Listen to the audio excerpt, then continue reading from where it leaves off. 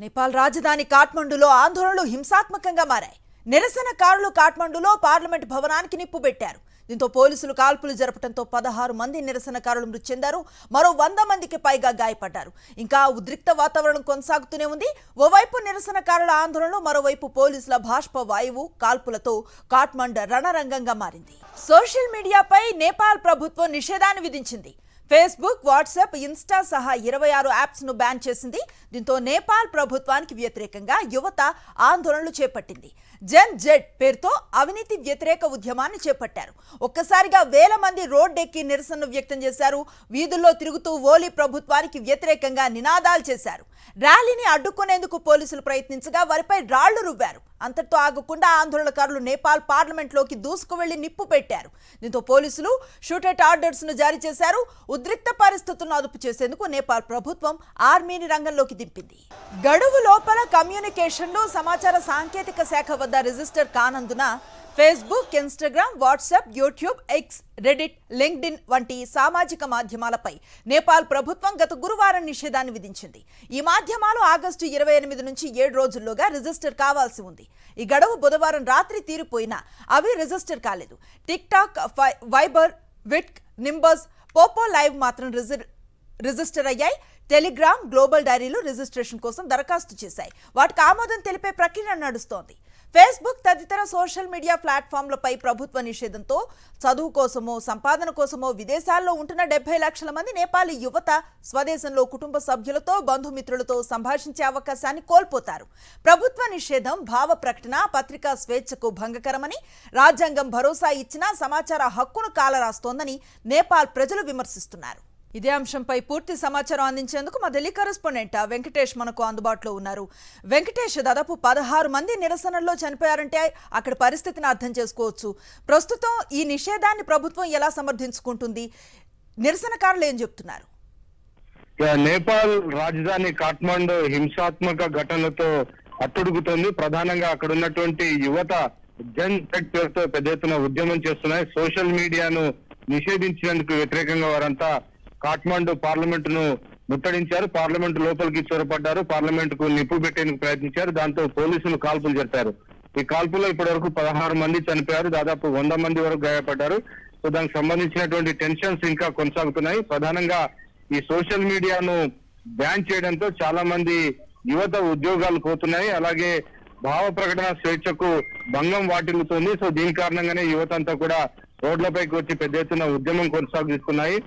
వీటి వెనుక ప్రస్తుతానికైతే రాజకీయ పార్టీ కూడా ఉన్నట్టు ప్రకటించలేదు. కేవలం యువకులు స్వచ్ఛందంగా జన్ జెడ్ అనేటువంటి పేరుతో ఉద్యమాన్ని ముందుకు తీసుకెళ్తున్నాయి. సో ఆ ఉద్యమం కాస్త ఈ రోజు హింసాత్మక రూపం ధరించింది. ఆ నేపథ్యంలో పోలీసులు పెద్ద ఎత్తున ఫైరింగ్ చేశారు, టియర్ గ్యాస్ కాల్చారు.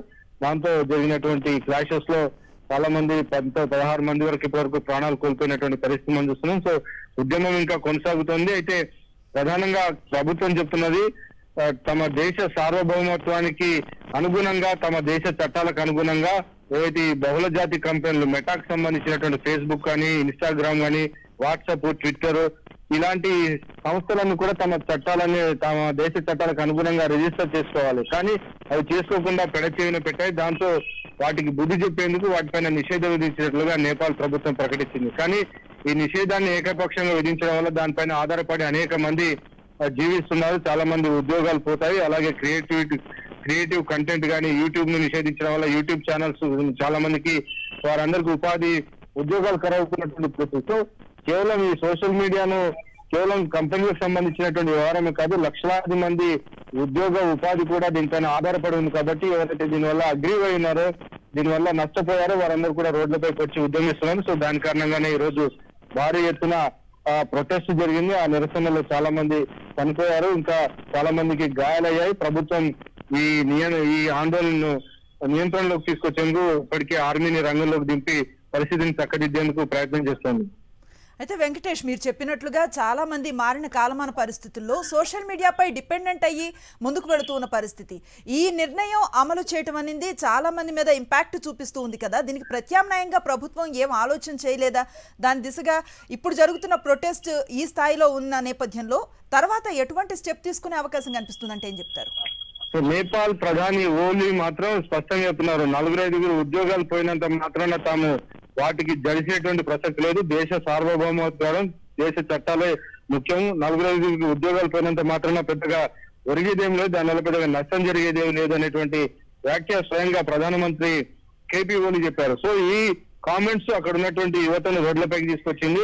కేవలం 4-5 ఉద్యోగులు కాదు, కొన్ని లక్షల మంది ఈ సోషల్ మీడియా పైన ఆధారపడి జీవిస్తున్నాం. మనం చూడొచ్చు, యూట్యూబ్ లో చాలా మంది పెద్ద ఎత్తున చాలా మంది కంటెంట్ క్రియేటర్లు వెబ్ ఛానల్స్ పెట్టుకొని దాని ద్వారా ఆదాయాన్ని సంపాదిస్తున్నారు. అలాగే వాట్సాప్ కానీ రకరకాల బిజినెసెస్ ఆధారపడి ఉన్నాయి.